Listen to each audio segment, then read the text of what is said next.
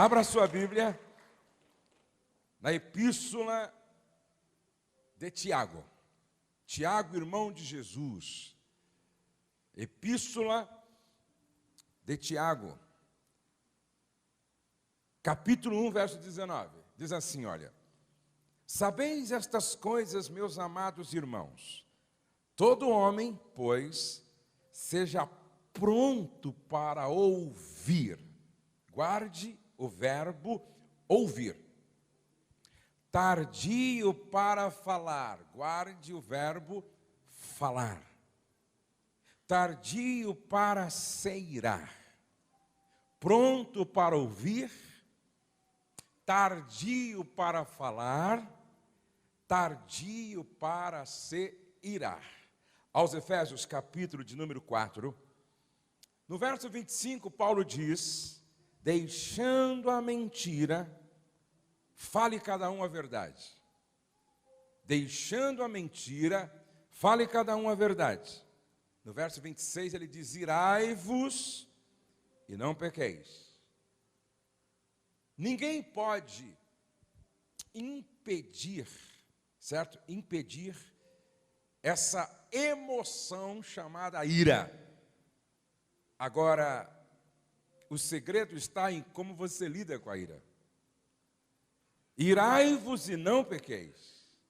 Não se ponha o sol sobre a vossa ira. E logo no verso de número 27, ele diz: nem deis lugar ao diabo. Porque o diabo é um oportunista. Nem deis lugar ao diabo. Verso 29. Não saia da vossa boca nenhuma palavra torpe, e sim unicamente a que for boa para a edificação, conforme a necessidade, e assim transmita graça aos que a ouvem. No verso 30 ele diz: não entristeçais o Espírito Santo de Deus, no qual fostes selados para o dia da redenção. Verso 31, longe de vós toda amargura, e cólera, e ira, e gritaria, e blasfêmias, e bem assim toda a malícia. Antes sede uns para com os outros, benignos, compassivos, perdoando-vos uns aos outros, como também Deus em Cristo vos perdoou. Quantos podem dizer amém? Amém. Podem sentar, queridos.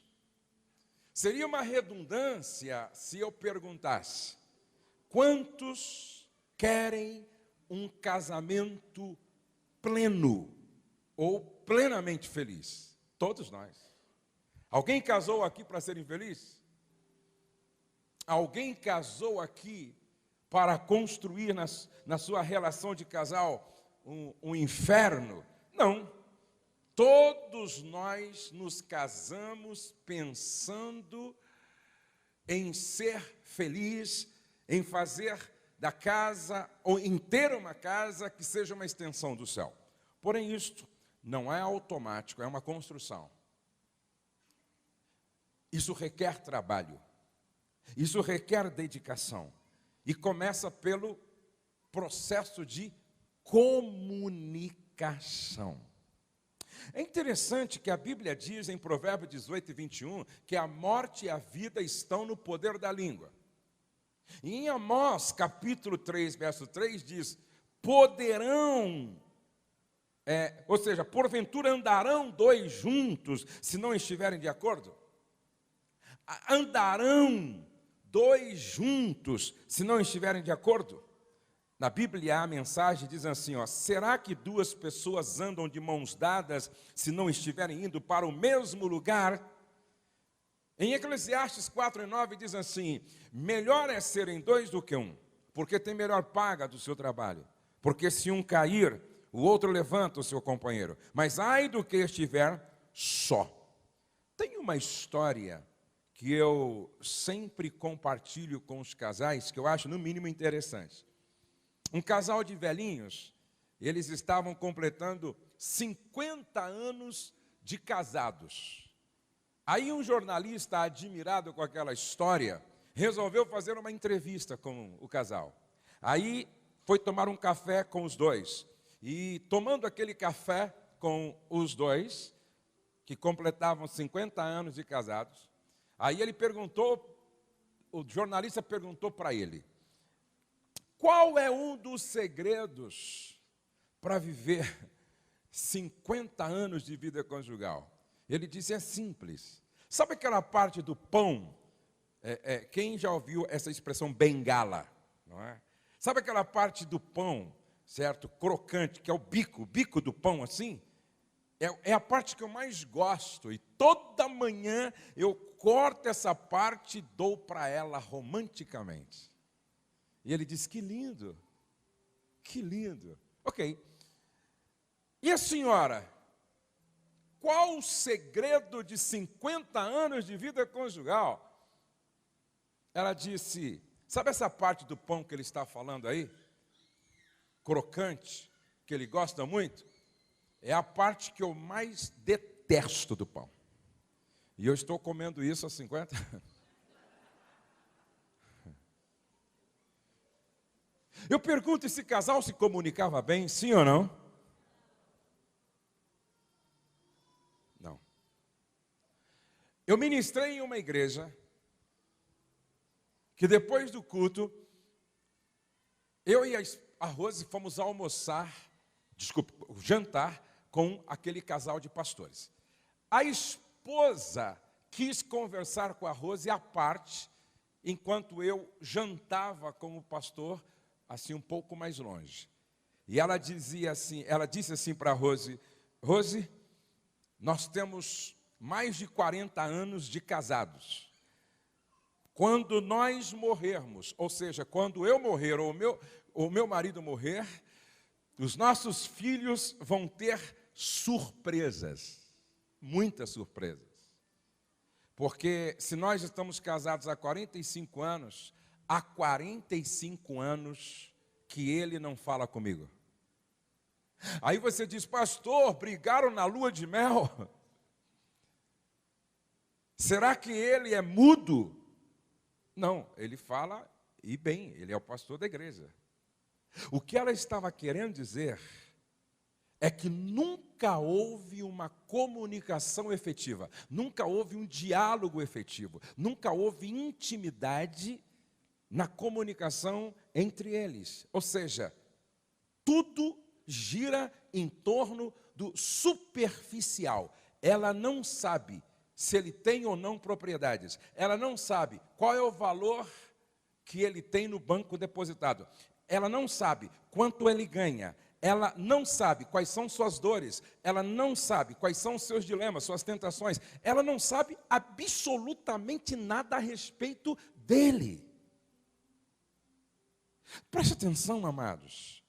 Sem comunicação não há vida. Em qualquer relacionamento interpessoal. Existem algumas áreas, por que não dizer que são 5 áreas de conflitos no casamento? Por exemplo, sexo. Sexo continua sendo uma das áreas de tensão no casamento. Frequência. Quantas vezes o casal deve praticar sexo por semana? Duração. Quanto tempo deve durar uma relação sexual? O que o casal deve fazer para que a vida sexual seja mais gratificante? Uma outra área, financeira. Como ganhar dinheiro? Como administrar o dinheiro que se ganha? Como guardar dinheiro? Como vencer o consumismo compulsivo? Uma outra área muito séria, que é de tensão também, é como ela ou ele se relaciona com a família de origem um do outro. Como eu devo me relacionar com a família dela? Como eu devo me relacionar com a família dele? Como eu devo me relacionar com os pais dela, com os pais dele? Como eu devo me relacionar com a minha própria família de origem? Com os meus pais. Uma outra área de tensão também é a educação dos filhos. Como eu devo me relacionar, por que a inauguração da paternidade e maternidade é tão complexa assim? Vocês sabiam que quase 80% dos casais experimentam uma crise grande com a chegada do primeiro filho ou com a primeira gravidez? E tem casais que se separam no meio do processo. Por que educar filhos adolescentes é tão difícil? Por quê? E por último, a área última de tensão é a comunicação, é o diálogo. Eu quero dizer para vocês que sem comunicação o mundo não teria sido criado, porque para criar Deus se comunicou. Para criar Deus falou: haja luz. Sem comunicação a Bíblia não existiria, porque para que a Bíblia fosse escrita, Deus precisou se comunicar. Sem comunicação, a morte de Jesus não faria sentido, porque a mensagem não teria saído de Jerusalém e chegado até nós.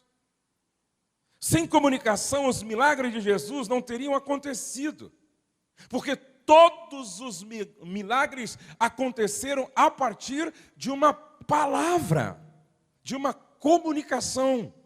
Sem comunicação não haveria paquera, namoro, noivado e casamento. Porque toda conexão, toda aproximação, toda sedução acontece a partir da comunicação. Sem comunicação não haveria oração, porque orar é se comunicar com o ser divino. Sem comunicação, você não estaria aqui, porque você só veio porque você ouviu um convite, você ouviu uma chamada, você ouviu alguém dizendo para você: vamos ou venham. Percebe? A vida acontece a partir da comunicação. Comunicar é compartilhar vida e emoções sem medo, sem máscara. A saúde de um casamento depende de como o casal se comunica.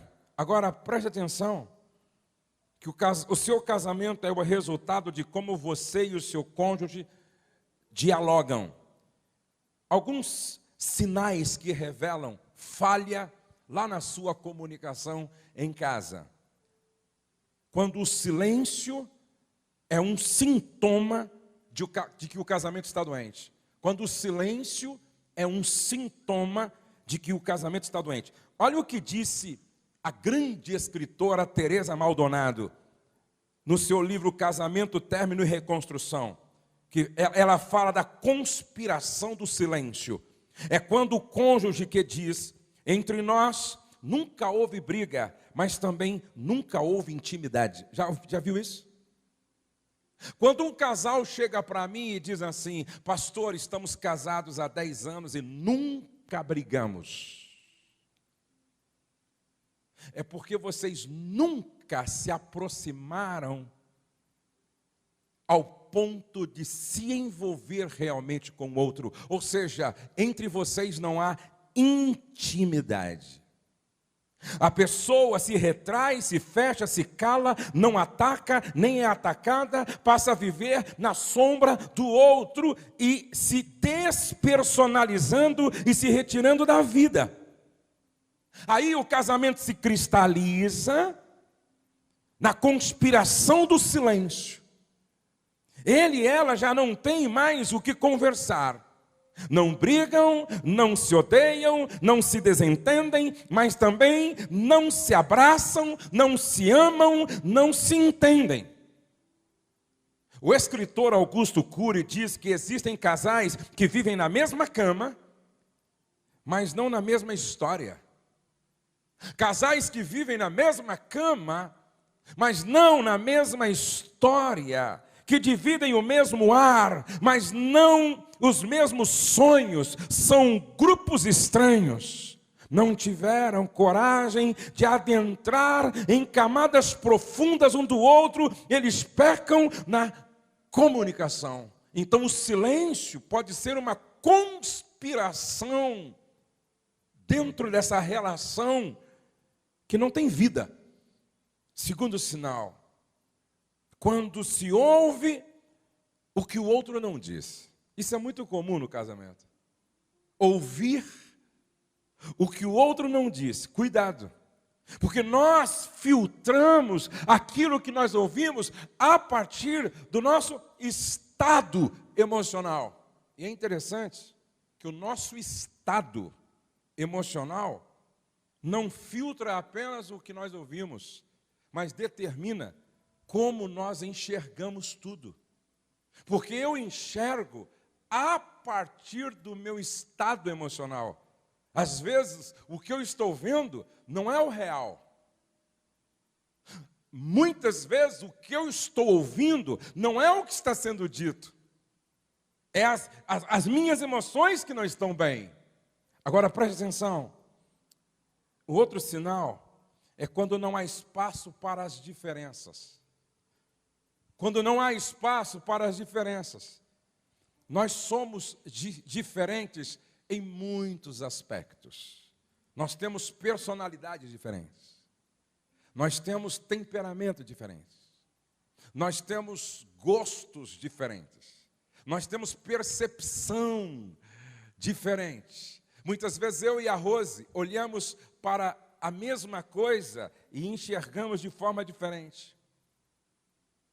Preste atenção, se não houver um espaço para as diferenças, haverá sempre guerra dos sexos dentro dessa casa. Eu preciso respeitar esse espaço das diferenças. E aí, se você não entender isso, não há comunicação sadia e sustentável. Outro sinal, quando já não há mais respeito e as agressões verbais se tornam frequentes. O desrespeito é o veneno que vai matando aos poucos o relacionamento conjugal. Se existe uma coisa que tem que ser preservada a todo custo em uma relação de casal, é o respeito. Porque se acabar o respeito, a gente passa a desonrar. E desonrar é não reconhecer o valor do outro. É tratar o outro como algo e não como alguém. É tratar o outro sem reconhecer o quanto importante este outro, que é, na verdade, o nosso cônjuge, sócio conjugal, tem. Outro sinal, quando os dois, a cada dia, estão mais distantes emocionalmente. Quando os dois, a cada dia, estão mais distantes emocionalmente. Olhem para cá, por favor. A gente casa e dia após dia, ou a gente vai se casando um pouco mais, ou a gente vai num processo de descasamento. E eu olho para alguns casais e a impressão que me dá é que eles não estão se casando a cada dia um pouco mais. Eles estão num processo de descasamento. Em vez de a água ir sendo assim, ir ganhando gosto e sabor de vinho, o vinho vai se tornando vinagre. Esse é um dos sinais de que está havendo falha na comunicação. Sexto e último sinal, quando o casal acha que o melhor caminho é não discutir mais sobre coisa alguma, e aí se estabelece uma guerra fria. Eu conheço casais que vivem assim. Eu prefiro não falar mais para não arrumar confusão. Vamos empurrando com a barriga para ver aonde isso vai dar. Não, eu prefiro não falar mais nada, eu me fechei, me retraí, e vamos empurrando isso com a barriga para ver aonde vai chegar. Aí se estabelece uma guerra fria. Agora preste atenção, existem pelo menos 5 inimigos da boa comunicação. Pelo menos 5 inimigos da boa comunicação. Eu acabei de ler um texto, em Efésios 4:31, onde Paulo disse assim: irai-vos e não pequeis. Aí no verso 31, ele diz assim: longe de vós toda gritaria. Longe de vós toda gritaria. Eu gosto do pensamento que diz: os gritos começam quando termina a inteligência. Os gritos começam quando termina a inteligência. Gritar é falta de maestria emocional. Gritar é falta de competência emocional. Gritar é falta de inteligência emocional. Pessoas que têm autocontrole das suas emoções, ela não grita. Presta atenção, ela não grita. Quando Paulo disse: longe de vós toda gritaria, é porque a gritaria é uma evidência de que você é incompetente emocionalmente. E toda pessoa que aceita, que admite, que não tem autocontrole e que não administra bem suas emoções e começa a gritar, ela perde a clareza para responder, ela perde a clareza para decidir, para escolher, ela está perturbada emocionalmente. Essas pessoas nunca vão ter um relacionamento saudável, um relacionamento sadio, muito pelo contrário. Preste atenção. Outro inimigo da boa comunicação, agressão verbal. Agressão verbal. Olha como Paulo trabalha essa questão da gestão das emoções. Ele começa assim, primeiro, longe de vós, deixai a mentira, fale a verdade. Aí ele diz assim: irai-vos e não pequeis.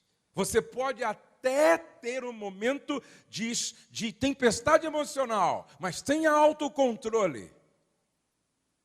Tenha suas emoções, as rédeas das emoções sob controle. Aí ele diz assim: irai-vos, não pequei, não se põe o sol sobre a vossa ira. Resolva esta questão antes de ir para a cama. Olha como Paulo está nos ensinando o que a inteligência emocional está discutindo hoje. Ele diz: não leve esse lixo emocional para o leito que vai estragar a sua alma, vai comprometer a sua saúde. Não vá para a cama desse jeito. Aí ele continua: não deis lugar ao diabo. Por quê? Porque o diabo sabe que o momento em que nós mais estamos vulneráveis ao pecado é quando estamos passando por uma tempestade emocional. Quando a gente está assim, no momento de estado de ira ou irado. É aí que o diabo fica atrás da porta, instigando para que você realmente use a sua boca para matar, porque a morte e a vida estão no poder da língua, e a minha língua se torna venenosa, a minha língua se torna uma espada, uma navalha, exatamente quando eu perco o controle das minhas emoções. Aí Paulo diz: não deis lugar ao diabo. Não deis lugar ao diabo. E aí ele continua, verso 29.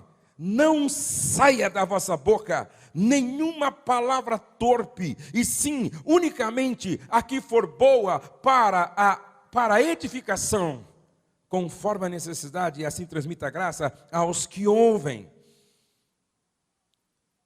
Agressão verbal. Palavras matam. Palavras ferem. Palavras derrubam. Palavras machucam. Palavras desenham o futuro profético. Isso é sério. Palavras são sementes para tudo na vida. Aquilo que a gente fala são sementes que plantamos e certamente vamos colher.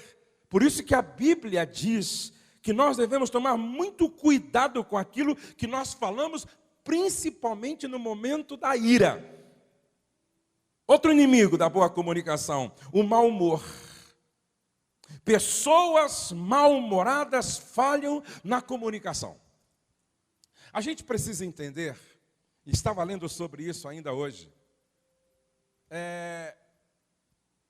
não são os nossos sentimentos que determina a forma como nós pensamos, mas é a forma como nós pensamos que determina como nós sentimos, que determina como nós nos comportamos e como nós agimos.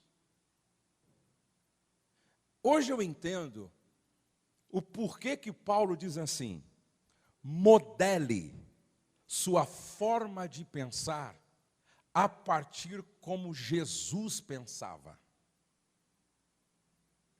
Leia os evangelhos e copie o padrão de pensamentos de Jesus. Porque se você ler os evangelhos e copiar o padrão de pensamentos de Jesus, você vai ter os mesmos sentimentos ou forma de sentir de Jesus e, consequentemente, o seu comportamento e as suas ações vão ser parecidas com Jesus. Aí Jesus pensava assim, Mateus capítulo 5. Quer ser feliz? Seja humilde. Pensa de forma humilde.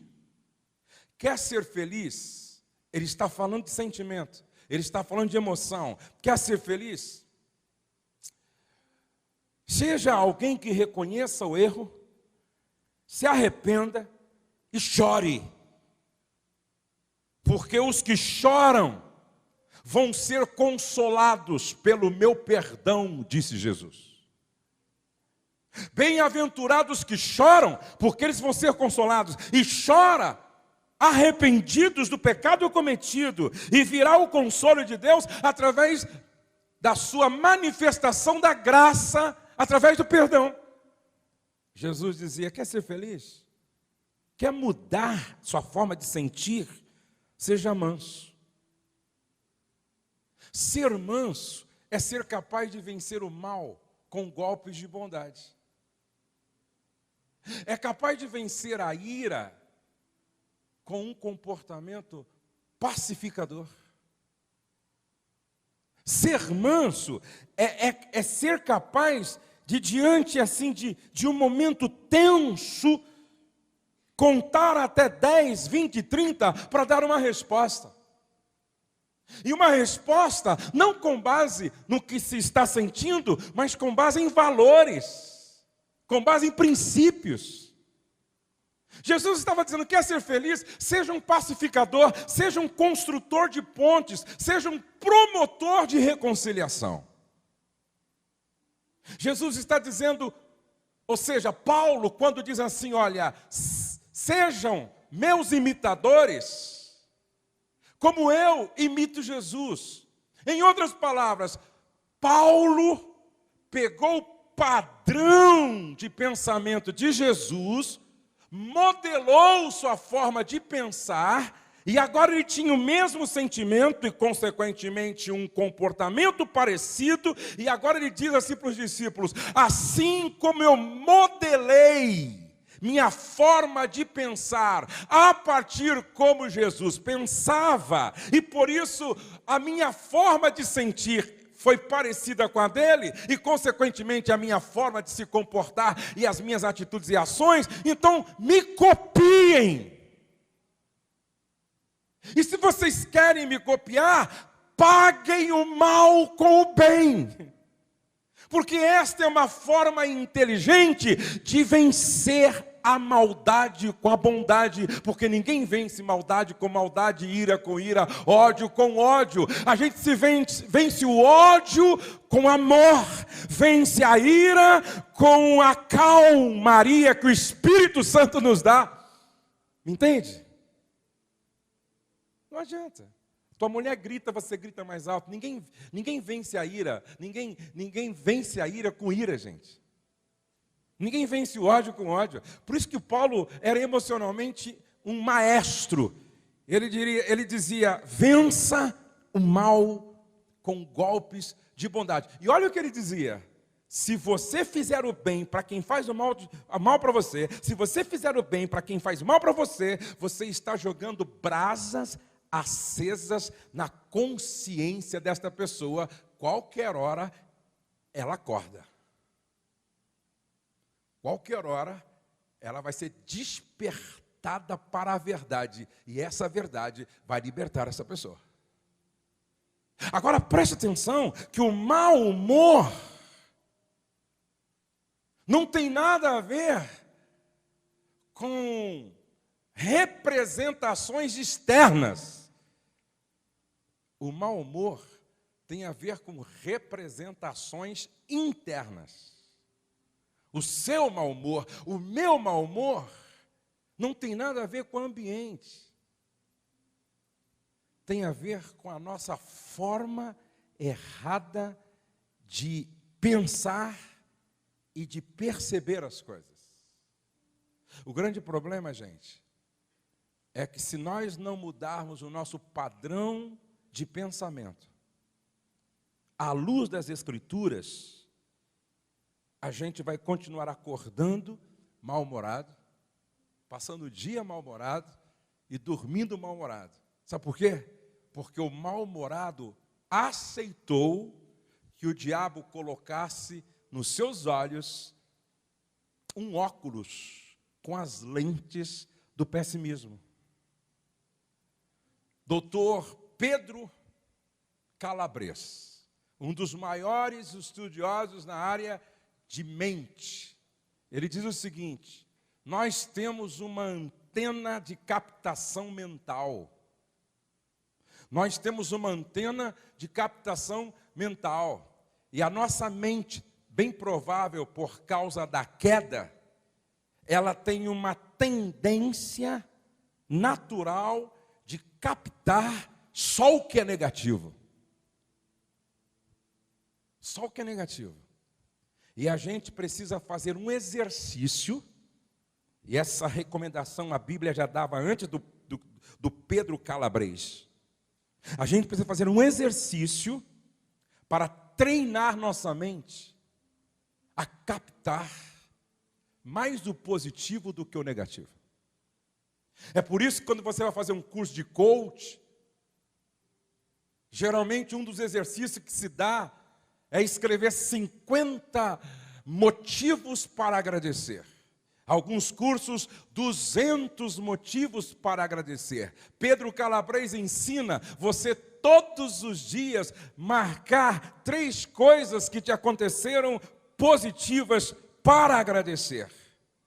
E agradecer por coisas mais simples que vem à sua lembrança. Hoje eu fui ao banheiro e fiz xixi sem dor. Hoje eu fui ao banheiro e fiz minhas necessidades fisiológicas sem dor. Hoje eu dormi sem precisar de remédio. E dormi muito bem. Hoje eu experimentei a deliciosa chuva caindo sobre mim de forma maravilhosa, gloriosa e ainda regando todas as plantações da terra aqui em Bragança Paulista. Hoje eu almocei e tinha mistura. Hoje eu tomei um suco. Hoje eu abracei meu irmão. Hoje eu brinquei com os meus netos. E aí você vai marcando, você vai marcando, você vai marcando. Olhe para cá, por favor. O grande problema é que quando você foca só o que você não tem, você se esquece de agradecer por aquilo que você tem. E aí você se torna um mal-humorado crônico e ninguém te suporta, nem você mesmo. O mau humor crônico é um dos inimigos da boa comunicação. Há tempo que eu faço esse treinamento. Eu escrevo todos os dias 3 motivos para eu agradecer. Por isso que eu fico prestando muita atenção no positivo e eu não foco o problema, sempre estou focando a solução, porque eu aprendi isso. Eu preciso mudar o meu padrão de pensamento. Por isso que Paulo disse lá em Filipenses capítulo 4, verso 8, tudo que é bom, que é justo, que é verdadeiro, que se há alguma virtude nisso tudo, que seja isso que ocupe o seu pensamento, nisso pensai, buscai as coisas que são de cima, pensai nas coisas que são de cima, tire os olhos do mundo rebelado e caído e coloque os olhos no Redentor da história, que é Jesus, pô. Buscai as coisas que são do alto, pensai nas coisas que são de cima. Paulo era assim. Ele olhava para tudo o que estava acontecendo, ele dizia assim, ó, a glória que nos está reservada não dá para se comparar com a tribulação que estamos passando aqui, é muito pequena. Excesso de crítica é o outro inimigo da boa comunicação. Quem só reclama e aponta erros revela um coração adoecido pelo complexo de perfeição. As palavras ferinas do excesso de crítica machucam intensamente, inibem, controlam, asfixiam quem amamos. O escritor Augusto Cury diz que uma das melhores formas de construir relações e mentes infelizes é usar o bisturi do excesso de crítica para retalhar o outro. Críticas em excesso têm o poder de piorar o outro em vez de melhorá-lo. Presta atenção. Você atrai muito mais abelhas com uma gota de mel do que com uma gota de fel. Por isso os nossos elogios têm que ser maiores do que nossas críticas. E infelizmente, muitas vezes, nós criticamos tanto que nos tornamos chato e viajar tendo alguém ao lado que só critica e se torna muito chato é insuportável. Você tem um elogio fácil, irmã? Você tem um elogio fácil, irmão? Elogiar para você é natural, é normal, é frequente.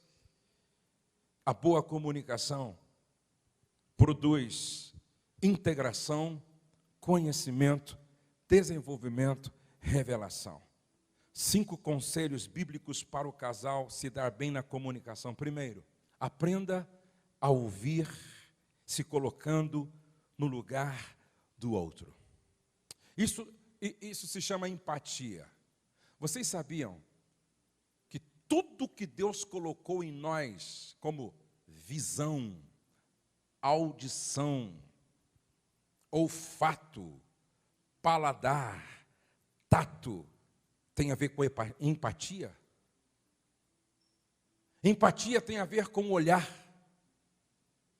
Empatia tem a ver com o ouvir. Empatia tem a ver com o tocar. Empatia tem a ver com o sentir. Preste atenção. Você sabe o que significa misericórdia? É a junção das duas palavras no original. Misericórdia, cardia.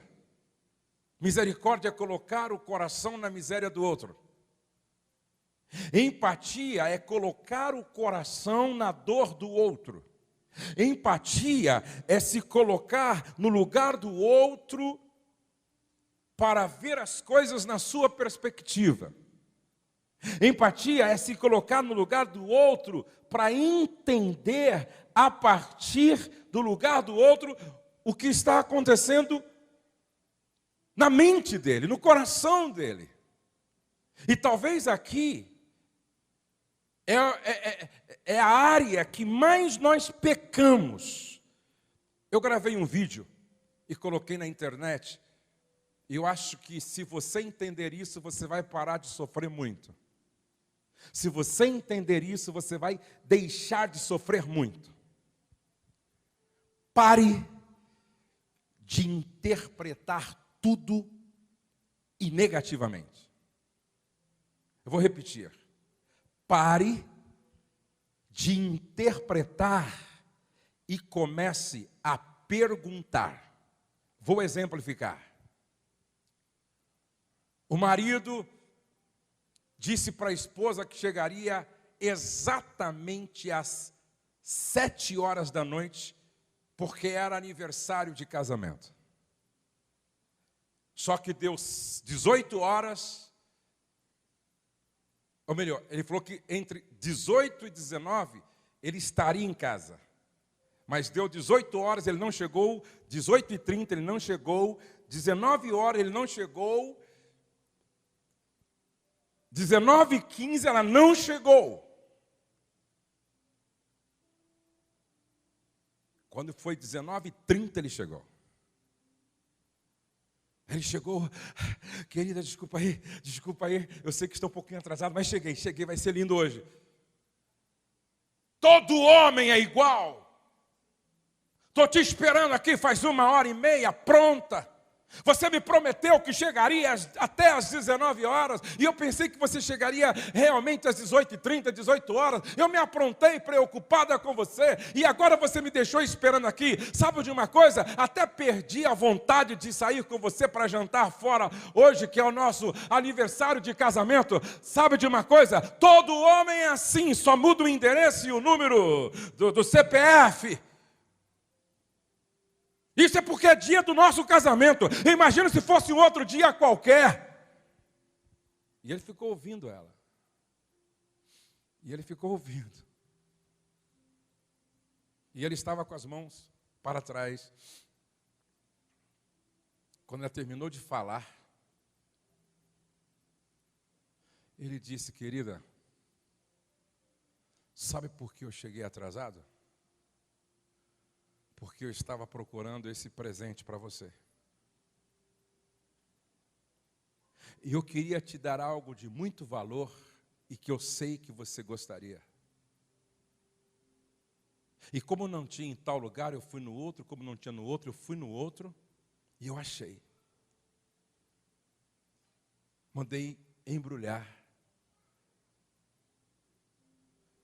Como é que conserta isso agora?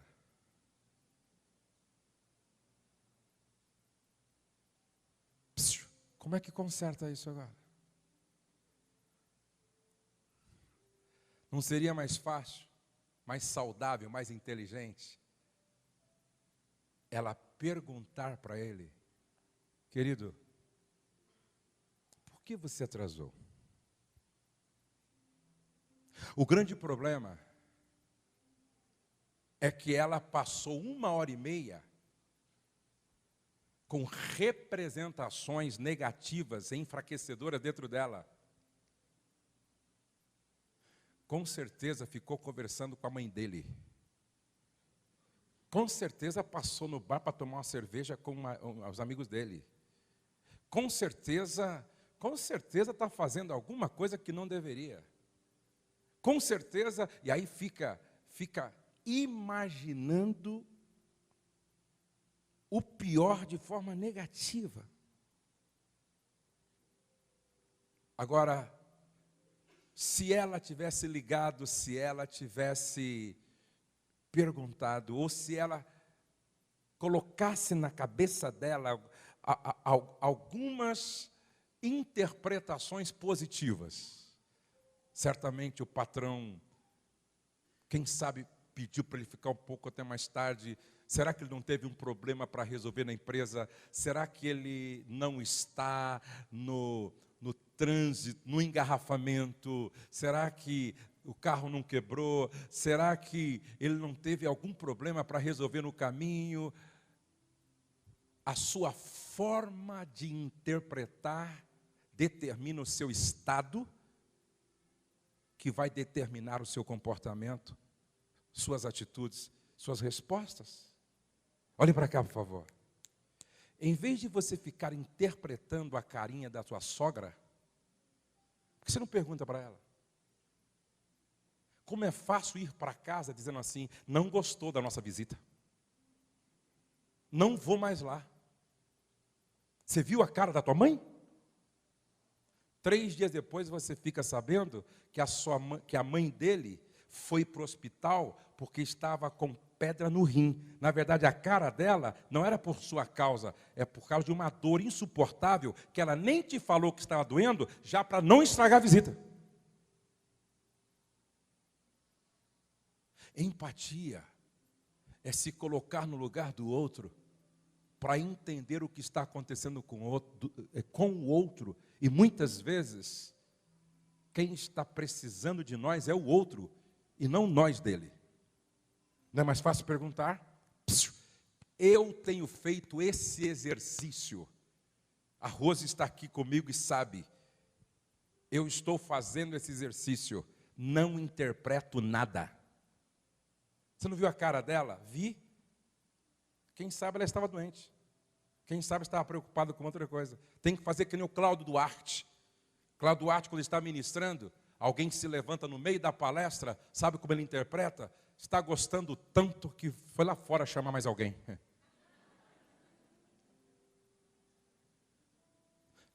Para de pré-julgar, condenar, difamar. Se eu passei por você e não te cumprimentei, não fique sem dormir, liga para mim.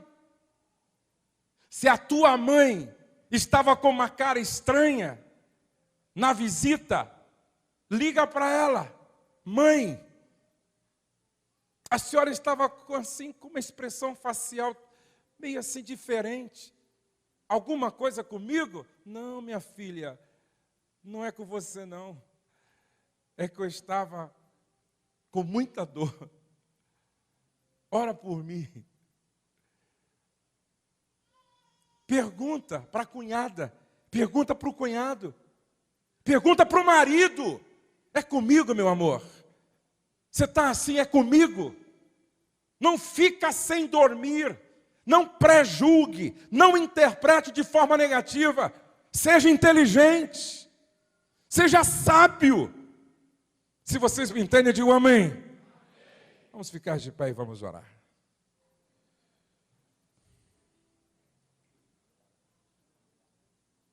O caminho para o coração de alguém se faz pelo ouvir. Um marido perguntou à sua mulher: o que eu poderia fazer para despertar o seu melhor? Ela respondeu: ouvir. Ouvir sem julgar ou sem ter preconceito. Ouvir e aceitar. Ouvir somente para me entender. Ouvir em vez de criticar. Marido, a forma como você ouve sua esposa precisa estar sob medida para ela. Quem não sabe ouvir jamais saberá se comunicar. Um dos principais anseios de qualquer pessoa é ser ouvida. Por isso, ser um bom ouvinte é o maior presente que você pode dar para a esposa. Amar é ouvir com o coração do outro. Quem não ouve o cônjuge, ouvirá os lamentos da própria alma. Quem não investe na comunicação dentro do lar, viverá no tormento do silêncio e da solidão, disse Hernandes Dias Lopes. Lembre-se, ouvir é uma arte a ser aprendida.